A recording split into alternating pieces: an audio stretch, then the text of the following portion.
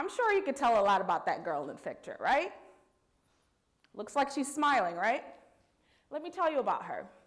She's from Ghana, West Africa, and just like that, she moved to the United States. She moved to a very small farming community where she did not feel like she belonged. That girl was me. See, as time went by, I realized that I was slipping into a depression because I didn't feel like I belonged. I didn't feel like I was where I needed to be. And because of that, my circumstances changed. How many of you have tasks that you've been hoping to get accomplished? It might be applying to school. It might be cleaning that garage or your closet, KonMari style.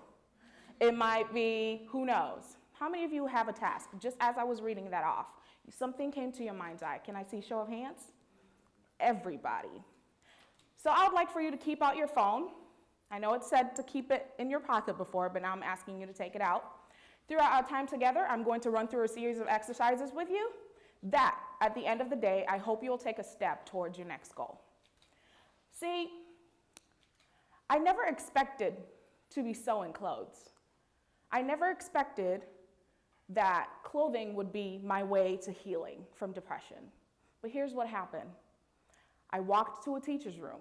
Keep in mind, I had never spoken to this teacher beyond hello, walking down the hallways. We never had a relationship, and I never knew how to sew. I'm sure if you put a sewing machine in front of me, I'd have looked at you like you were crazy. I didn't know how to thread a needle on anything. But for some reason, I find myself asking her if I could use the school sewing machine. The next day, she gifted me her very own sewing machine. Little does she know that she was sowing a revolutionary seed in me. I was angry and I was depressed, but I knew that I needed to take a step if I wanted to change my circumstances. My situation just was not ideal for me. Taking a step, that's the most important thing. Making that first effort to make our situation better is one that we cannot take lightly. After years of study, Mel Robbins came up with the 5-second rule. And this 5-second rule is essentially this. When you have an inkling to do something, you must physically move to take that action within 5 seconds, else your brain will kill it. And I cannot tell you how many times I've done that just today alone. I did it just a few minutes ago when they called my name. I almost chickened out and went the other way. I would like for you to idealize that task, that one thing that you've been pushing forward, that one thing that you just can't seem to get your mind around. What's that one task that you need to do? I would like for you to type it down right now as we're talking. And I want you to identify one step you are going to take today. Before the end of today, what's one step you're going to take towards that action? And then once you've done that, I want you to think about somebody you know will keep you accountable. Studies have shown that once we commit to a task, we have up to 65% chance of success. Same studies have shown that once you commit that task to somebody else, that goes up to 95%. See, she didn't have any expectations of me, but I had an accountability to her that the sewing machine that she gave me was going to do something. She never required it of me, but I knew. I have two types of people that I always let hold me accountable. The first person are usually my friends and my family, who I know mean nothing but good things for me.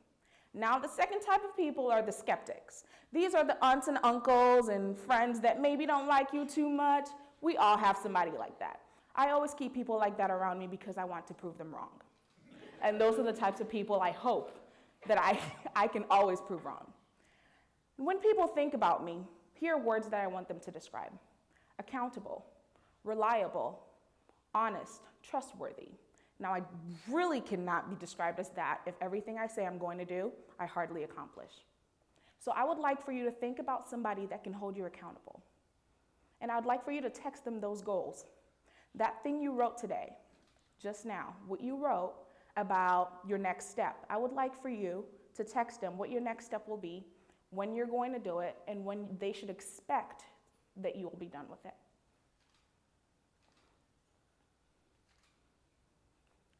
Now, this might be the hardest thing to go through, the mind. We deal with fear, we deal with doubt. I know I personally have. I've dealt with fear of not being enough. I've dealt with fear of failure and sometimes fear of success. And I know that's something that we all may go through. What has been holding you back from accomplishing that one goal? That one thing that you just jotted down? That one thing that you just texted your accountability partner? What's been keeping you back? What can we do to change that? I would like for you to take a second to just recognize what's been keeping you back. And I'd like for you to text that to your accountability partner right now.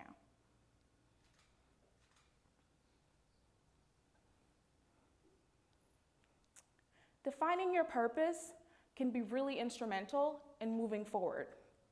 I have found that my purpose is this. Whatever I do in life, I want to be in a position where I'm highlighting the beautiful diaspora of Ghana and the continent. I also want to be able to pursue people to fiercely pursue being whole and being well. Those are the things that matter most to me, and no matter what I do, I want to be able to do that. What's your purpose? What's the reason you wake up? What's the one thing that you know you are always operating in your genius zone? What's one thing that even if you weren't paid for, you would do? What do you think your purpose is? For some people, our purpose is to impact. For some people, our purpose could just be at peace of mind. What is your purpose? I would like for you to take a couple seconds, figure out what your purpose is, and then text that to your accountability partner. And when you text them, please make sure that you include that tomorrow you'll be following up with them when you've had more time to digest and understand the rest of tonight.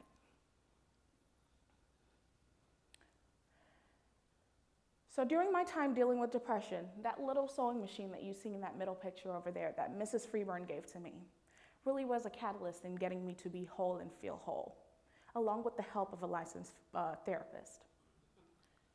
See, at the end of my high school, I realized that I was okay, and I remember saying the word Dalasi, which means the Savior has heard me. It also happens to be the name my father gave me from his tribe, and finally became the name that I named my company, because our goal is we want people to look good so they feel good, and then they do good. Now, I never expected to be on this path of making clothes. I'm an engineer by training. Those two things don't go together. However, my situation just demanded that I take a step forward. Now, throughout my time dealing with mental health, I found myself coming up with a mantra, and I modified it for today. These are things that I found got me out of my darkest points. I have faith. I possess every strength within me. I am fiercely loved. I am deserving of peace, and I will have it. I will take care of myself and find a balance that works for me. I am free, and I will flourish. I would like for you to take a couple seconds. Just find a few sentences in that phrase that could apply to you. Is that how you want to live your purpose? Does saying this every day help you get that task or the task that you've been pushing forward? Does it help you accomplish them? What is your purpose? And I have one last question for you.